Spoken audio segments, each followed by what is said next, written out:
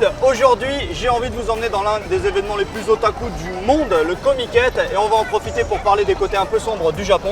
Et pour ça, j'ai besoin d'un grand spécialiste de la question. Mehdi, comment ça va? Ça va bien, très chaud aujourd'hui. Bah ouais. Donc alors, je me présente vite fait. En une minute, vas-y. Voilà, Mehdi. Donc je couvre les événements otaku depuis plus de 10 ans maintenant, surtout jeux vidéo et animation. Et je suis reporter aussi pour une chaîne YouTube qui s'appelle Netageo. Voilà. Ça roule, allez, on y va direct. On va poser un peu les bases du Comiket. Moi, la première chose que j'ai à dire, c'est qu'il y a un monde de dingue qui fait une chaleur à crever. C'est un truc de fou. Ouais. Ça dure 3 jours, il y a à peu près 500 000 personnes qui viennent plus ici. Plus que ça, 550 000 en moyenne. 550 000, c'est dément quoi. Bon Mehdi, on est dans l'un des immenses gourbis. Hall, ouais. Hall même. Où ils vendent donc les dojinshi. Ouais, dojinshi, donc, fanzine. En français, fanzine. Fanzine, c'est ouais. Manga amateur. Manga amateur, magazine amateur. Qui est la raison d'être en fait du Comiket. Tout à fait. C'est le lieu où est toléré l'utilisation de personnages qui existent déjà dans des animés, dans des mangas, parce que normalement avec les droits d'auteur, on peut pas.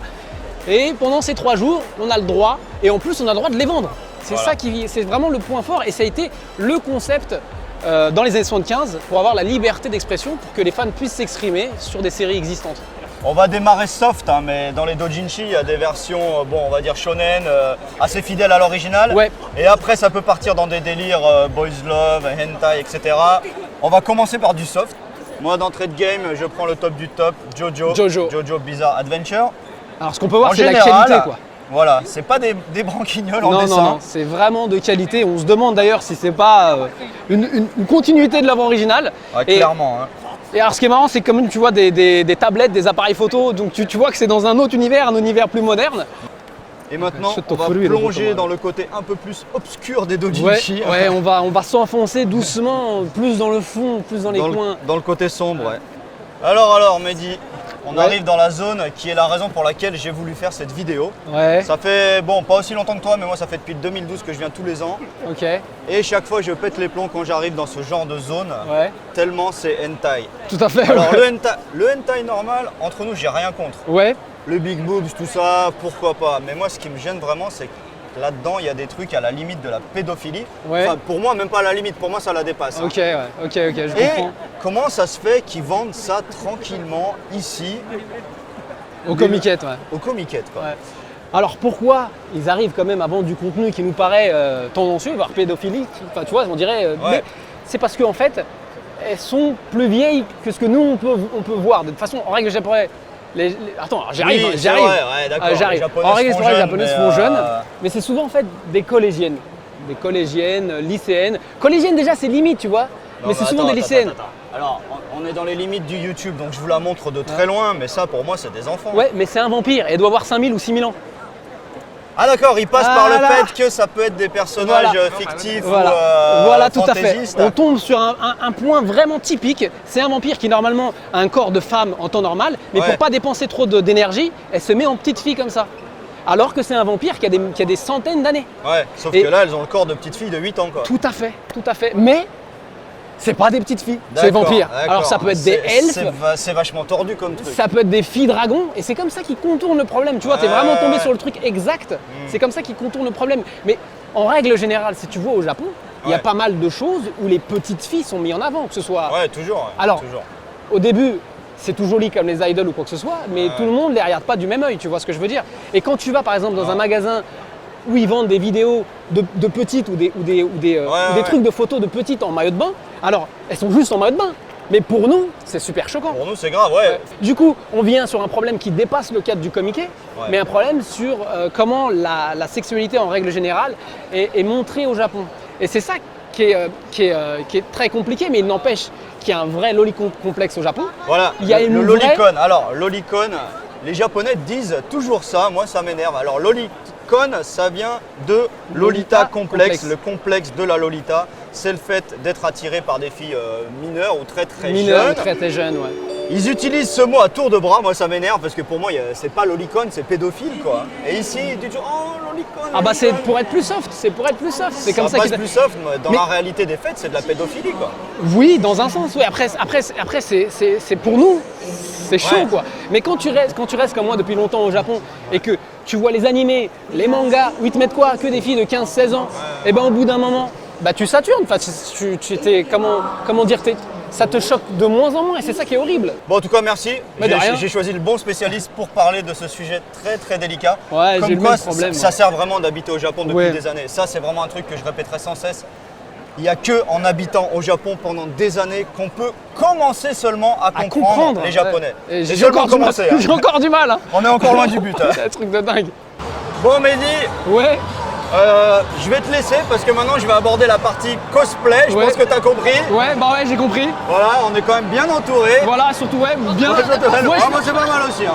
je vais arrêter ici. Voilà. Je te laisse partir. Voilà, je vais aller voir les côtés sombres du cosplay avec une jolie cosplayeuse. Merci, à plus. Merci. Bye.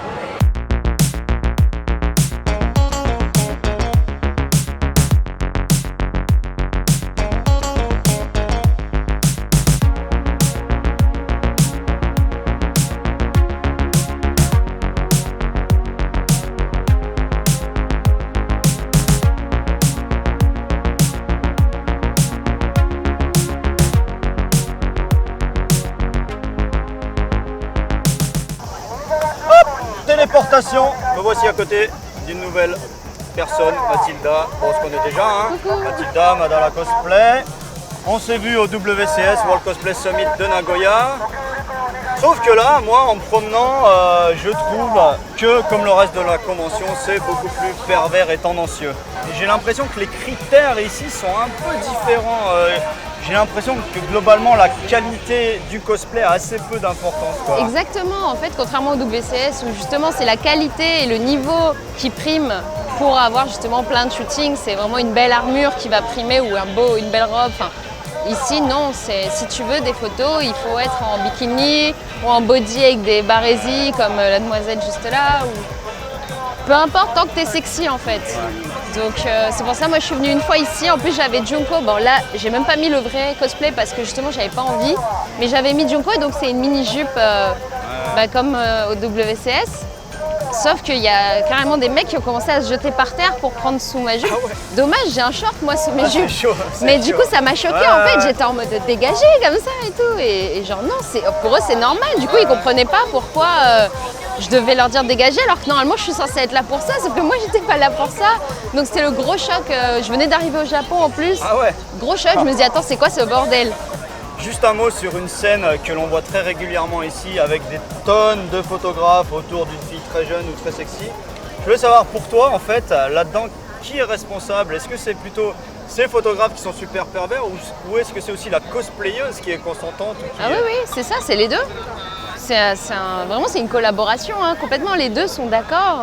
D'accord, parce que des fois on voit passer des trucs sur internet comme quoi la pauvre elle est un peu victime des photographes pervers. C'est pas vrai. Alors que non. Non, c'est pas vrai. Bah, sinon, elle se ferait pas shooter en fait. Mais donc qu'est-ce qu'elles y gagnent alors, les cosplayeuses qui font ça, là, qui se font mitrailler par des pervers? Quel genre de cosplayeuse fait ça? Qu'est-ce qu'elles y gagnent finalement? Ouais, bah, justement, en fait, il y a vraiment deux sides, on va dire, dans le cosplay au Japon. T'as les cosplayers normaux, un peu comme moi, et tiens, mon pote là. Voilà, ça c'est du vrai Mon cosplay pote. d'un mec qui s'est cassé le cul à faire Voilà. un beau cosplay quoi, qui est pas juste Et venu genre, en il maillot a de bain. chaud et tout, mais il est content parce qu'il adore son personnage. Voilà. C'est un fan hardcore de son personnage. Il achète tous les goodies possibles de son perso. Enfin, bref, il est Tiger vraiment and Bunny, passionné. donc, et il en bave, mais voilà, c'est Ouais. du beau cosplay ça. C'est du beau cosplay et voilà, franchement. Et donc c'est à ça que l'opposé j'aime. de la fille qui vient juste Et avec c'est un ça. maillot de bain et une perruque. Et elle, en fait, ce qu'elle y gagne, c'est qu'elle gagne de l'argent. En fait, sur Internet, si tu veux, ici, elles viennent pour être un peu plus populaires, toujours plus populaires sur les SNS et tout ça.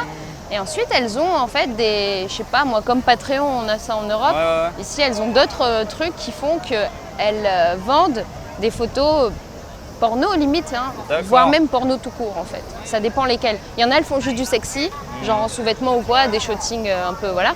Mais il y en a, c'est carrément du porno, vraiment. Ah ouais, carrément quoi, ça Ouais, va loin, ouais, quoi. c'est D'accord. ça. Et en fait, justement, avec Léo, on a connu une japonaise qui était dans ce milieu, mais qui en est vite sortie avant de faire ça, quoi. Ouais. Elle est tombée là-dedans et elle nous a expliqué que oui, les filles, il y en avait certaines qui gagnaient même des 30 000 € par mois juste en Wow. vendant des photos.